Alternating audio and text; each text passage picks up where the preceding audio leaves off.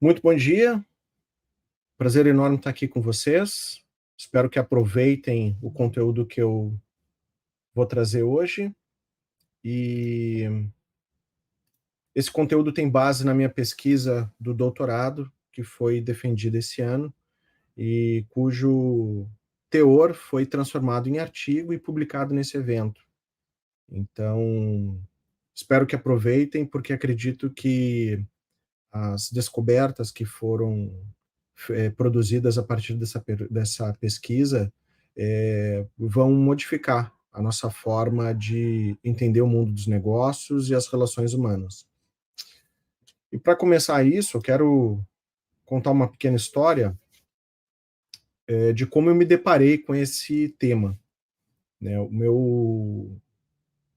Eu sou professor e palestrante já há 13 anos, 14 anos vai fazer agora, e a pauta sobre motivação humana e sobre conhecimento sobre a mentalidade e nosso processo decisório já faz parte dos meus ensinos há pelo menos 10 anos, quando eu entrei no mundo da neurociência e levei esse conteúdo para aplicação ao mundo dos negócios. E, e sou um dos pioneiros aqui no Brasil falando sobre esse conteúdo. Inclusive, temos uma escola de negócio para isso, temos pós-graduação, temos mestrado americano conduzido aqui no Brasil em português sobre essa temática. E em determinado momento, estudando sobre a motivação humana, sobre o que realmente importa para as pessoas na hora delas tomarem decisões, eu me lembrei de um conceito que aprendi na graduação e que é bastante utilizado por todos no mercado como uma forma de compreender o que é mais importante, que é a pirâmide de Maslow. E quando a gente vai olhar para ela, a gente de cara já, digamos que fica com algumas dúvidas. Primeiro, porque essa pirâmide, que na realidade não foi concebida em formato de pirâmide, essa adaptação veio depois, né? Na realidade, o psicólogo americano Abraham Maslow, ele cunhou o termo hierarquia das necessidades de Maslow em 1943. E, e quando ele fez isso, o contexto econômico, tecnológico e social, ele continha uma visão de mundo muito diferente do que é agora. Apesar dos estudos mostrarem que o resultado da minha pesquisa, ele também refletiria naquela época, a gente não pode negar que, naquele momento, a necessidade de sobrevivência dos seres humanos, com relação principalmente ao final da Segunda Guerra Mundial, ele acabava sendo prioritário, sim. Né? No entanto, quando a gente vai olhar para o mercado como um todo, a gente vai ver que, mesmo diante da Segunda Guerra Mundial e a população americana e o Ocidente, basicamente, né, trabalhando contra o estabelecimento do regime nazista, a gente observa que a indústria cinematográfica americana ela continuou operando, né? As artes não deixaram de existir, né? A literatura não deixou de avançar, né? Mesmo a própria música no mundo. O que a gente, obviamente, observa é que nos lugares onde haviam os conflitos armados mesmo, aqueles lugares realmente acabavam tendo uma dificuldade enorme de desenvolver toda e qualquer questão que não fosse ligado à sobrevivência, à questão da segurança, né? Agora, no restante onde não havia uma guerra direta, a gente observava claramente que o mundo continuava, com suas dificuldades ou não, ele continuava. Mas, no entanto, é inegável a gente olhar que o, o crescimento da humanidade de lá para cá ele é enorme. Se a gente considerar, talvez, muito mais da metade das descobertas mais importantes da humanidade aconteceram nesse século, nesse período aí de 80 anos. E, além do mais, a gente começa a perceber que os avanços da medicina, a própria escolaridade da população mudou, a disponibilidade de conhecimento, o que fez com que nós enxergássemos que o ser humano ele se tornou mais complexo. Quer dizer, a compreensão de si mesma se tornou mais complexa. Antes o ser humano não entendia sobre emoções direito, sobre sentimentos, né? Esse conhecimento estava muito na academia, na mão de alguns pesquisadores, né? As pessoas, de forma geral, não compreendiam o que hoje, a partir da internet, a partir da literatura como está desenvolvida, compreendem. Ou seja, a compreensão sobre o que é importante ou o que não era altamente limitada.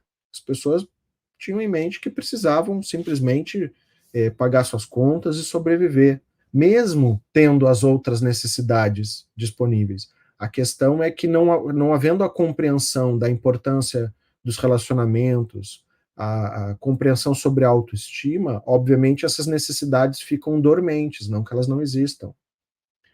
Mas é aquilo, no mercado de trabalho dessa época, se um líder fizesse algum tipo do que hoje a gente chama de assédio moral, isso era passado despercebido. Ninguém questionaria um líder ser grosseiro ou cometer algum ato de humilhação contra um colaborador. Ninguém questionaria isso porque acreditava-se que isso fazia parte do papel, né? E todos nós aqui escutando, provavelmente já escutamos a frase manda quem pode, obedece quem precisa ou quem tem juízo, né? Então, ou seja, naquela época isso era uma coisa comum. Hoje a gente vai observar isso e descobre que não. Hoje o ser humano tem um conhecimento sobre direitos humanos, sobre a psique humana, o quanto que essas coisas refletem na formação da autoestima, na formação da mentalidade, e que ações que eram intoleráveis antigamente, toleráveis antigamente, hoje são intoleráveis. Então, se a gente, por exemplo, olhar hoje, né, não sei quanto a vocês, mas a nossa vida, para mim, pelo menos, está tão conectada. A vida, hoje a gente depende tanto dos nossos dispositivos, dos nossos smartphones, dos nossos computadores, porque a vida está digitalizada, que hoje eu arrisco dizer que talvez mais importante do que comer, beber e necessidade de sobrevivência, a gente vai encontrar Wi-Fi e bateria, né, como algo muito mais importante, muitas vezes, do que comida. É claro que isso é uma brincadeira, né, mas é um questionamento sobre realmente o quanto que a sociedade se modernizou, o quanto que a sociedade adquiriu mais conhecimento sobre si mesmo e as relações a percepção delas se tornou mais complexa, ao ponto de justamente, né, a gente não conseguir mais viver sem os nossos dispositivos. E essa análise toda que começou sobre o quanto que isso fazia de fato sentido, ele me fez também observar uma série de outros elementos, né? Um deles foi um filme conhecido por muitos, que é o filme chamado Walt antes do Mickey, que é um filme que conta a história do Walt Disney antes dele fazer sucesso com a criação do Mickey Mouse. Ou seja, ele mostra a parte mais difícil da vida e da carreira do Walt Disney, enquanto ele estava tentando consolidar a sua criação e colocar o seu nome no mapa com as suas ideias que todos nós conhecemos hoje. E esse filme, que ele é baseado na história, obviamente, sempre se acaba criando contextos para que as histórias façam sentido, mas apurando a própria história do filme, as histórias que estão relatadas lá, tirando o contexto, elas são verídicas. Ou seja, quando a gente vai olhar uma das histórias icônicas, né, que aparece no filme, que é o Walt Disney, depois de ter perdido direitos, né, com relação a uma negociação que ele fez com outro estúdio, sobre um dos personagens que ele tinha, dele ser demitido, dele passar por vários problemas financeiros, e ao ponto de não ter o que comer, ao ponto de realmente passar por uma dificuldade muito grande, ele, né, vai simplesmente acaba indo buscar comida no lixo. E a gente para olhar isso e não tem como a gente não questionar, né? Tá, mas espera aí. Se sobrevivência, se a manutenção da própria vida é a coisa prioritária, segundo o que o Maslow coloca, e é o que tem norteado as ações dentro das empresas, políticas de benefícios de colaboradores, estratégias de marketing para venda de produtos e serviços, se a sobrevivência é a maior, mais importante, por que que o ser humano se coloca em situações como essa? Ou seja, por que que o Walt Disney não optou por um trabalho formal, fazendo qualquer outra coisa, para que ele possa garantir a sobrevivência, se garantir a sobrevivência era mais importante do que colocar a sua ideia em prática, do que ser reconhecido e valorizado por sua criação. É de se pensar, né? Então, peraí, então quer dizer que então não é bem assim? Que circunstância que isso muda? Como é que isso funciona? Então, isso foi a base da minha pesquisa para poder compreender se essa hierarquia das necessidades ela se modificou, se ela se tornou mais complexa, se ela. O que influenciou foi a tecnologia, foram as mídias sociais, e inclusive se existem variações com relação à idade, ao gênero, à escolaridade. Será que a escolaridade influencia nisso? Talvez alguém pudesse pensar que o Walt Disney, por não ser uma pessoa letrada, não ter talvez as formações mais altas, talvez ele agisse mais por instinto, talvez a forma de ascensão dele fosse a fama a partir das artes, né? Esse foi o ponto de partida das minhas perguntas.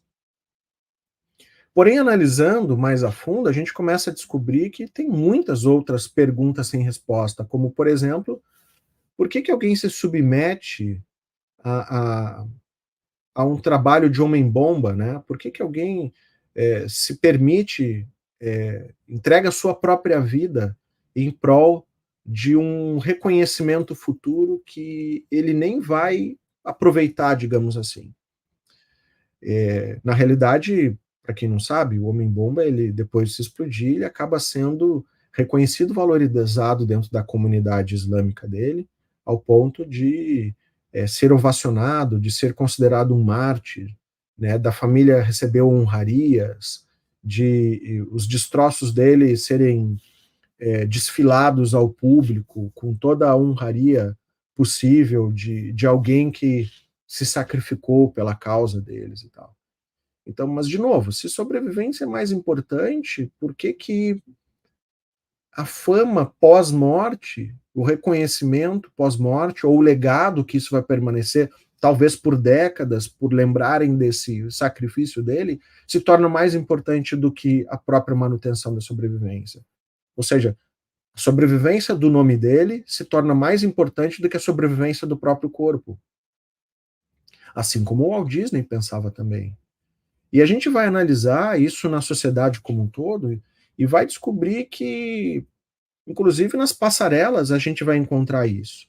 Essas fotos aqui são de fotos reais, tiradas em desfiles, né, são normais, como algo do dia a dia, no qual mostram duas modelos extremamente magras, muito abaixo de um IMC aceitável em termos de saúde. E por que elas submetem-se a esse tipo de padrão estético? Apesar que dentro do mundo da moda não há um padrão estético com relação a isso. A questão é que a necessidade de se manter num certo peso, com um certo biotipo, ela acaba sendo tão grande que elas acabam, digamos, perdendo, né, a capacidade de gerir isso adequadamente e passam dos limites com relação a isso, né? Acostumam-se a submeter o corpo a grandes períodos de jejum, a grandes situações de para poder diminuir o peso. E aí, obviamente, acaba desenvolvendo, né, uma patologia psicológica que é a anorexia nervosa, né, entre outros, como bulimia e outras questões. Então, ou seja, por que ela não poderia ficar com um peso adequado? Porque ela não seria valorizada, não seria reconhecida o suficiente para a própria profissão. Então, ou seja, o desejo de se tornar uma modelo famosa, uma modelo altamente requisitada, trabalhando para as principais marcas da moda do mundo, acaba sendo mais importante do que a própria saúde, ou seja, do que a própria sobrevivência. E em todo o cenário, em toda a sociedade, a gente encontra situações como essa. Aqui no Brasil, a gente vai ver o funk ostentação, né? Um estilo musical que tem como base nas suas letras e no seu estereótipo exacerbar os sinalizadores de status, né? Ou seja, a necessidade de reconhecimento das pessoas, de se tornar importante e valorizado, ela é tão extrema e tão difundida nesse conceito musical que as pessoas precisam extremar as suas conquistas, né? Elas precisam extremar a sua forma de expressar o quão bons são, o quão ricos são, o quão cheio de posses e de atributos são, ao ponto de se tornar caricato, né? Porque é isso que se trata. É uma coisa alguém que conquistou posições na vida e que tem recursos financeiros usar anéis de ouro ou usar algum tipo de joia como uma forma natural de alguém que quer se arrumar e que está usando os melhores elementos possíveis para adornar o seu corpo, a sua aparência dentro das suas posses. Aqui a questão é muito diferente, porque eles querem justamente exacerbar isso. Eles querem deixar isso muito além. E por que essa necessidade de reconhecimento? Dessa forma tão exacerbada? Porque, na realidade, essas necessidades todas são necessidades do ego. E muitos talvez podem pensar, tá, mas isso é uma patologia, né? Essa necessidade de aparecer com ego é algo que é nocivo. É, tem uma certa patologia nisso quando ele ultrapassa um limite da normalidade. Porém, o ego é quem faz a manutenção da nossa própria sobrevivência. Na realidade, o ego é o que nos permite gerar comparações e é o que nos permite competir com outros seres humanos. E ele só existe, o ego só existe, porque nós, seres humanos, somos o único animal que possui o córtex pré-frontal, que é onde mora, né, tem uma pesquisadora que chama a morada do ego, porque a gente consegue pegar, né, o conceito do Freud de ego, superego e id, e, digamos, alocar para algumas partes do cérebro de acordo com a sua funcionalidade. E o córtex pré-frontal, que é onde mora a nossa racionalidade, nossa capacidade de decisão analítica, é quem faz essa percepção de que existimos. Então, os seres humanos é o único animal que sabe que existe. E é o único animal capaz de criar qualquer coisa. Nenhum outro animal nunca houve, não existe, nunca vai existir nenhum animal que crie nada. Mesmo animais como um João de Barro, que cria uma casinha, ainda assim, eles seguem instruções instintivas. Ele é programado para fazer isso. Ele não sabe nem por que ele faz isso. Ele é programado para fazer isso dentro da sua biologia. Então, ou seja, o ser humano sabe que existe. E ele, comparativamente, ele precisa competir com outros seres humanos em busca de recursos pela própria sobrevivência. O que faz com que a noção de si mesmo e a sua autoestima ajude ele a ocupar as melhores posições no mundo para obter a sua própria sobrevivência. E a gente vai além disso, eu vou explicar um pouquinho mais isso. A gente chega ao ponto de hoje, né, nesse mundo digital tão presente na nossa vida, cheio de influenciadores, a gente já vê influenciadores usando desse item aqui, Esse é o que chamam de box do milhão, né? É uma caixa de acrílico cheio de cédulas de dólar falso, no qual as pessoas colocam na sua atrás da sua tomada, né, no seu da sua paisagem quando estão fazendo alguma transmissão ao vivo, alguma live, né, ou até tirando foto como uma forma de evidenciar o seu sucesso, mostrando o quão ricos são ou o quão cheio de recursos são. Então, as pessoas têm, inclusive, né, tá se tornando até um pouco notório o quanto que as pessoas têm criado fotos fake para justamente poder usufruir de determinadas percepções, elogios, né, de si mesmo com base nos seus fãs, nas pessoas que o seguem. Então as pessoas têm produzido fotos fake. Né? As pessoas têm alugado carros para mostrar que são bem-sucedidas, elas têm alugado carros, casas para mostrar que são bem-sucedidas. Inclusive a indústria, porque se tornou uma indústria de influenciadores digitais, muitos acabam, inclusive, comprando depoimentos. Então, eles contratam, existem anúncios nas mídias sociais recrutando pessoas para fazer depoimentos de produtos, de serviços, de cursos, sem que elas jamais tenham tido qualquer tipo de contato. É simplesmente um depoimento falso para tentar levar um pouco de autoridade e de validação social para aquilo que aqueles influenciadores estão fazendo. Então, hoje, com as mídias sociais, isso fica mais evidente. Mas nos meus estudos, eu identifiquei que isso sempre aconteceu, só que de uma forma mais simplificada, dentro dos recursos tecnológicos de que cada sociedade possui. A gente vai ver ainda, por exemplo, o caso do bombeiro americano. Que o bombeiro americano, para quem não sabe, ele morre em serviço na proporção de 8:1, comparado com o grupamento de bombeiros de qualquer outro país. Ou seja, enquanto em serviço morre um bombeiro italiano, alemão, brasileiro, ou de qualquer outro lugar, morrem 8 bombeiros americanos. Mas o que é bastante estranho, né? Porque imagina, por que isso acontece? Será que é porque eles não têm equipamentos adequados ou porque eles não têm treinamento adequado? Não, na realidade, é bem provável que eles tenham os melhores equipamentos, os melhores treinamentos do mundo.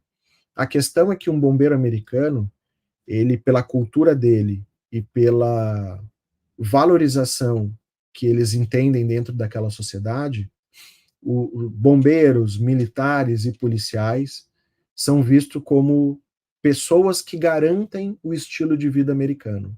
Ou seja, são trabalhadores que arriscam a sua vida em prol da sociedade. Isso torna altamente valorizado. Ou seja, um bombeiro americano, quando ele vai fazer algum tipo de salvamento, quando ele se coloca em alguma situação de incêndio, ele arrisca-se mais do que qualquer outro bombeiro. Por que, que ele se arrisca? Por que, que ele arrisca perder a própria vida? Justamente pelo ato heróico, pela possibilidade de, a partir de um ato desses, ele se tornar de fato um herói, ser homenageado, receber medalhas, né, ir para um hall da fama, tanto dentro dos bombeiros como de uma própria cidade, né, no qual ele sempre vai ser lembrado como aquele herói que salvou aquelas pessoas ou que salvou de um desastre muito pior em uma determinada situação. Então faz parte deles, eles querem isso, ao ponto de arriscar a própria vida. Inclusive, um bombeiro fez uma selfie após combater incêndio nos Estados Unidos e isso fez com que aquele post virasse um hit na web. Então, para ver o quanto que realmente a sociedade valoriza. É claro, mas talvez pergunte, mas isso é só na sociedade americana?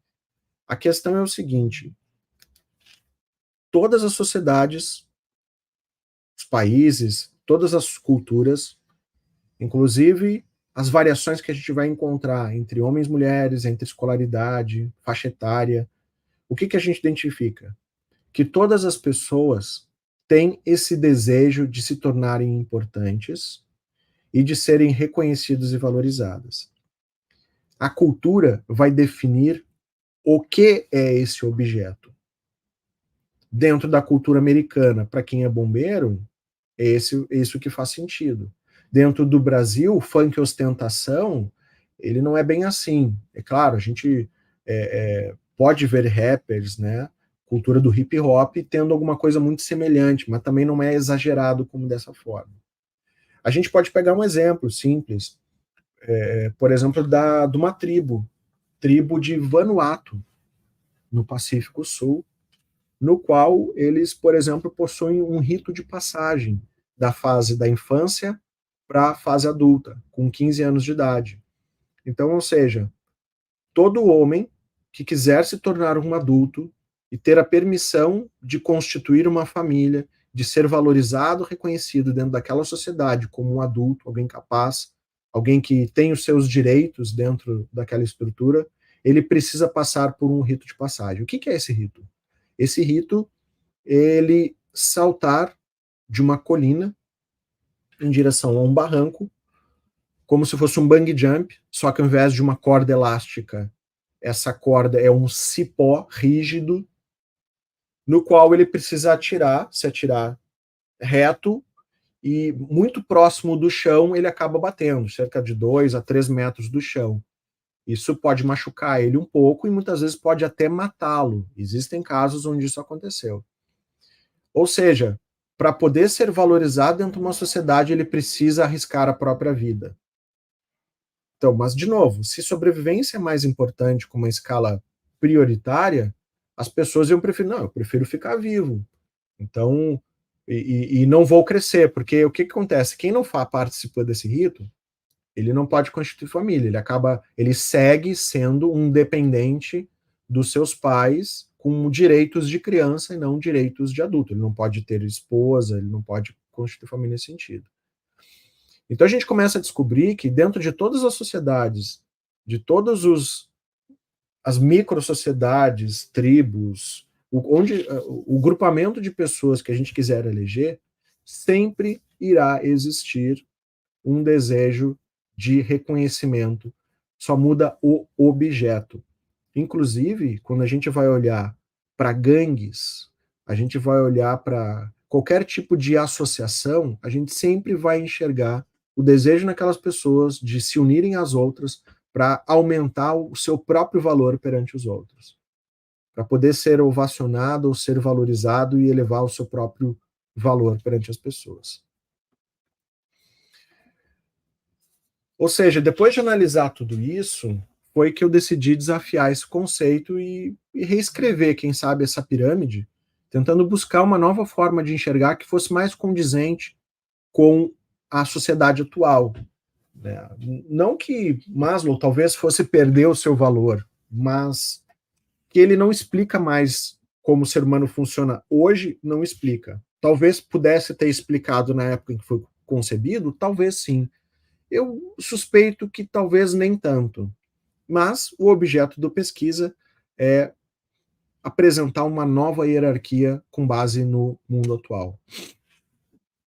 E depois de 5 anos, 59 livros, 41 artigos científicos para embasar todo o estudo, eu descobri muitas coisas interessantes. Né? Uma delas, como eu falei lá, que o ser humano é o único que tem o córtex pré-frontal, e que por isso só ele tem a necessidade de ser valorizado, e de que a valorização pessoal, ela gera uma ativação química em todo o nosso corpo. Então, a valorização gera prazer, e esse prazer é motivado pelo neurotransmissor dopamina. E a dopamina não está só ligada ao prazer, ela está ligada à nossa ativação, ao nosso movimento, né? E, inclusive pelo movimento de receber mais. Tanto que a dopamina é visto como o neurotransmissor responsável pela nossa capacidade de se viciar em qualquer coisa. Ele gera desejo de repetição, tanto para coisas boas quanto para coisas ruins. E descobri que sentir-se importante é mais forte do que necessidades fisiológicas, como se alimentar. Isso porque depois que a gente come, a fome cessa. Assim como qualquer outra necessidade fisiológica. Porém, quando a gente fala do nosso ego, a nosso desejo de ser valorizado, aquilo que o Maslow colocou lá como o último item da pirâmide, por mais que nós sejamos valorizados, elogiados, isso nunca tem fim. Cada vez que a gente recebe, a gente quer cada vez mais. Não há fim para isso.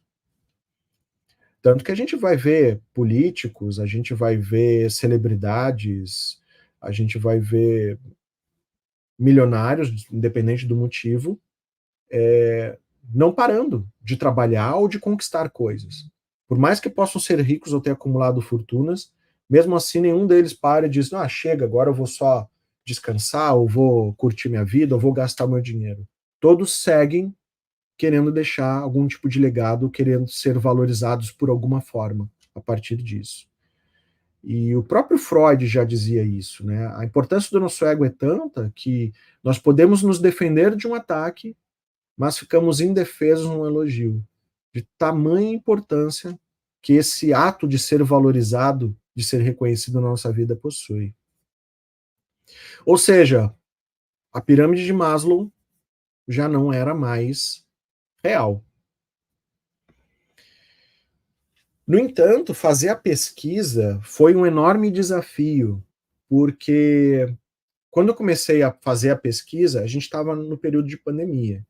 E como nós trabalhamos aqui na minha empresa, né, junto aos meus alunos, aqui dentro do que a gente produz, a gente trabalha com neurociência aplicada a negócios.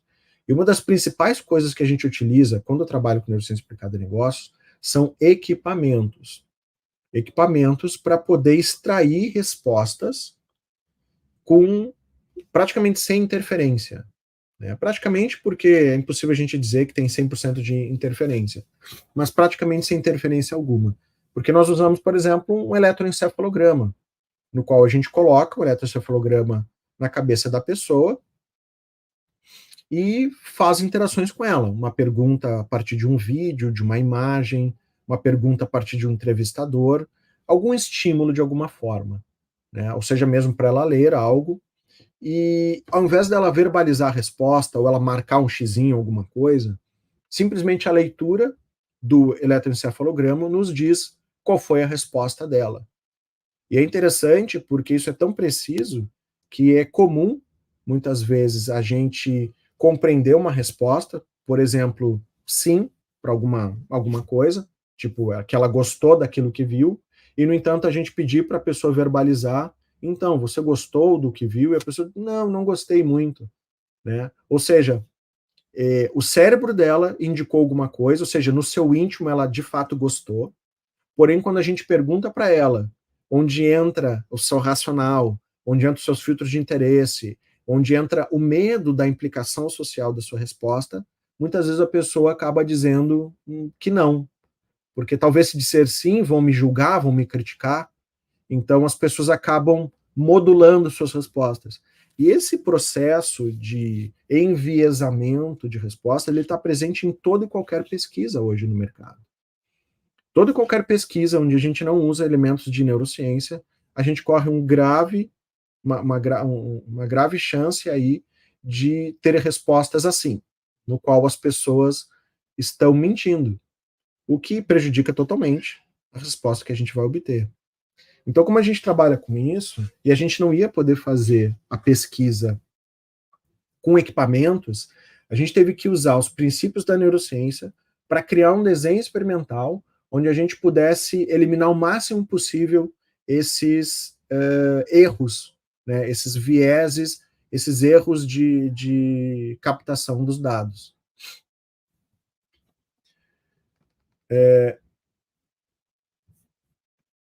Ou seja, nós fizemos um questionário, um survey online,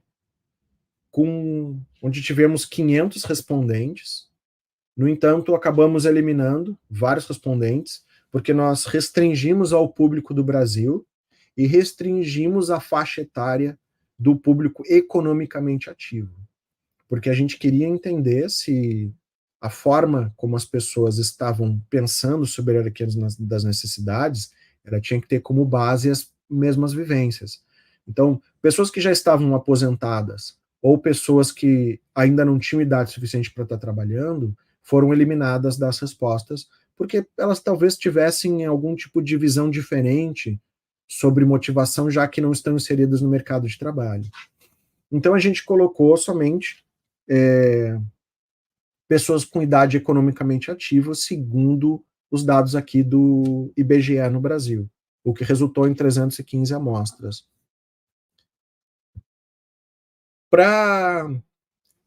Seguindo na metodologia, a primeira coisa que a gente fez também foi reclassificar a hierarquia de Maslow. Então, das 5 hierarquias, nós transformamos em 4, seguindo essa tabela. Por que a gente fez isso? Para poder encapsular melhor dentro dos motivadores que a gente enxergava.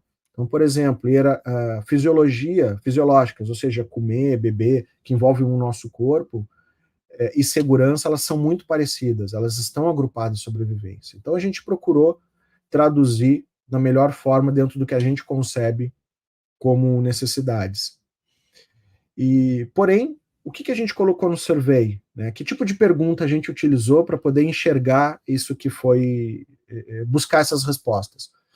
A gente usou um conceito baseado em dilemas, né? Porque os dilemas, eles não têm respostas certas ou erradas. Os dilemas, eles têm na sua... E esse é o dilema do bonde, proposto pela pesquisadora Philippa Foot. Ele sempre coloca 2 premissas, né? Um dilema é isso. Ele é uma premissa em detrimento da outra, onde a resposta ela pode ser tanto para aprovar a premissa A, quanto para aprovar a premissa B. E eles sempre buscam envolvem questões de moralidade ou questões éticas. Então, cada um vai olhar aquilo e vai ter uma compreensão sobre qual seria a melhor resposta. Não é uma questão legal, em princípio. Não é uma questão que envolva preceitos, inclusive religiosos ou ideológicos. Eles envolvem uma opção com base em 2 escolhas. Então, nós procuramos relacionar para cada uma das hierarquias, a gente relacionou, fez uma análise combinatória aqui, colocando uma premissa em detrimento da outra. Então, por exemplo, na questão número 1, nós colocamos um dilema, no qual a primeira premissa falava sobre reconhecimento, em detrimento de sobrevivência, para procurar saber se a pessoa, naquele dilema especificamente, a resposta dela culminaria em focar no reconhecimento ou focar na sobrevivência. Só que a pessoa não tem a mínima ideia de que ela estava passando por esse tipo de avaliação.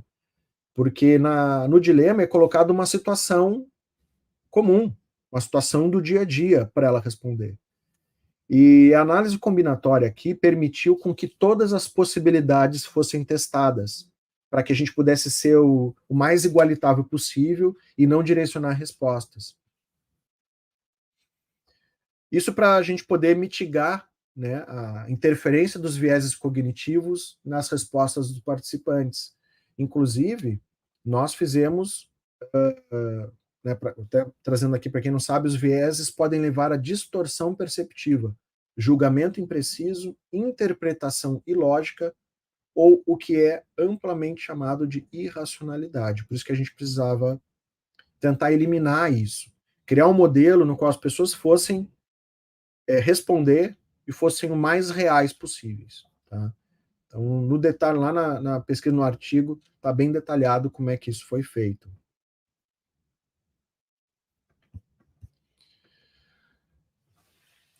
Paralelamente a isso, a gente também procurou cruzar com informações de fases da vida, que é um conceito da antroposofia do Rudolf Steiner, que separa a vida em períodos de 7 anos. Para que a gente pudesse tentar enxergar se existe alguma diferenciação. Será que a pirâmide, né, será que a hierarquia das necessidades ela muda conforme a idade? Ela muda conforme o gênero? Ela muda conforme a escolaridade? E a gente identificou pequenas alterações, um percentual muito pequeno, né, de algumas alterações em algumas situações. Como, por exemplo, no gênero masculino, ele manteve a mesma hierarquia do que no gênero feminino.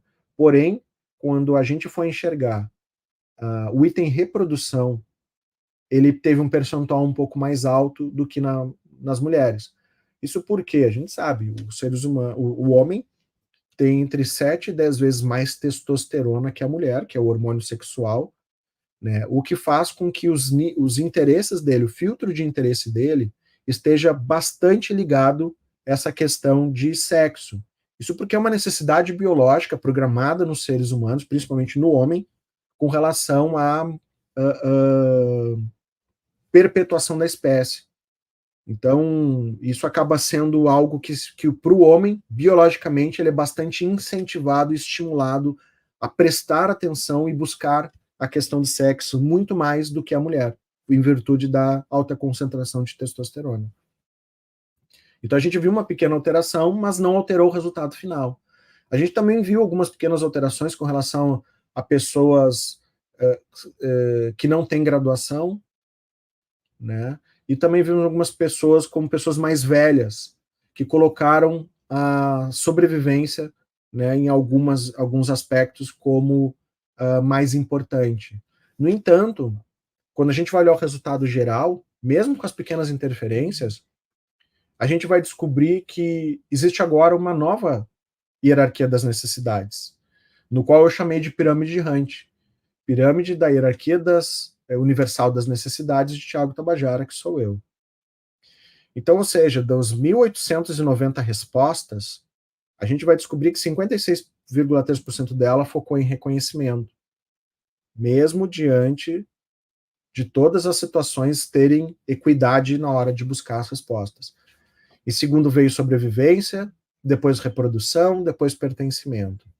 Ou seja, 90,5% dos participantes indicaram a mesma ordem, mesmo com as suas pequenas variações em alguns casos. Isso modifica totalmente a nossa forma de enxergar o mundo, de enxergar as relações humanas, nossa forma de lidar com as pessoas. Porque cansei de escutar de gestores nas empresas dizendo, por exemplo, que eu não pago meu colaborador para ser feliz, né? Eu pago ele para fazer as suas entregas. Ou então de quando algum colaborador faz alguma coisa interessante, de dizer, não, ele não fez nada mais do que a sua obrigação. Por que que essas frases fizeram sentido durante muito tempo?